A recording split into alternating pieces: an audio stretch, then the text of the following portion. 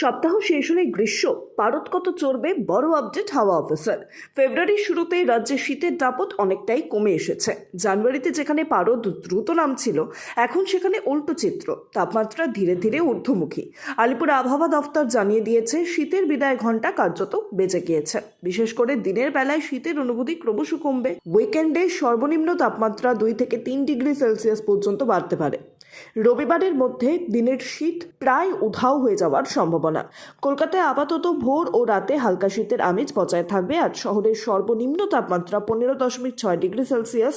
গতকাল দিনের সর্বোচ্চ তাপমাত্রা ছিল 28.0 ডিগ্রি। বাতাসে আপেক্ষিক আর্দ্রতা 29 থেকে 84% মধ্যে ওঠানামা করছে। আগামী 24 ঘন্টায় তাপমাত্রা থাকবে 16 থেকে 27 ডিগ্রি সেলসিয়াসের মধ্যেই। আবহাওয়া দপ্তরের পূর্বাভাস অনুযায়ী আগামী 7 দিন আকাশ মূলত পরিষ্কার থাকবে। সকালের দিকে হালকা শিশির বা সামান্য কুয়াশার সম্ভাবনা থাকলেও বৃষ্টির কোনো পূর্বাভাস নেই।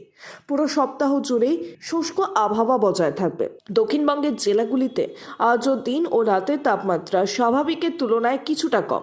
অনেক জায়গায় সর্বনিম্ন তাপমাত্রা স্বাভাবিকের চেয়ে প্রায় 2 ডিগ্রি নিচে। তবে বৃহস্পতিবার থেকে পারদ বাড়তে শুরু করবে। আবহাওয়াবিদদের অনুমান, পরবর্তী 3 দিনে সর্বনিম্ন তাপমাত্রা প্রায় 3 ডিগ্রি পর্যন্ত বাড়তে পারে।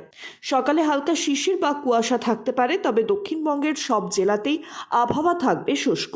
এক সপ্তাহে বৃষ্টির কোনো সম্ভাবনা নেই। উত্তরবঙ্গের ঘন কুয়াশার সতর্কতা আপাতত নেই, তবে দার্জিলিং, জলপাইগুড়ি, কোচবিহার ও উত্তর দিনাজপুর জেলায় আগামী কয়েকদিন হালকা থেকে মাঝারি কুয়াশার সম্ভাবনা বেশি। সর্বনিম্ন তাপমাত্রায় বড় পরিবর্তনের ইঙ্গিত নেই। দার্জিলিংয়ের পার্বত্য এলাকায় তাপমাত্রা থাকবে 4 থেকে 6 ডিগ্রির মধ্যে। কালিম্পং ও পার্শ্ববর্তী এলাকায় 8 থেকে 12 ডিগ্রি। শিলিগুড়ি, মালদা প্রভৃতি জেলায় 14 থেকে 17 ডিগ্রি সেলসিয়াসের মধ্যে ঘোরাফেরা করবে পারদ। তবে উইকেন্ডের দিকে এখানেও তাপমাত্রা কিছুটা বাড়বে।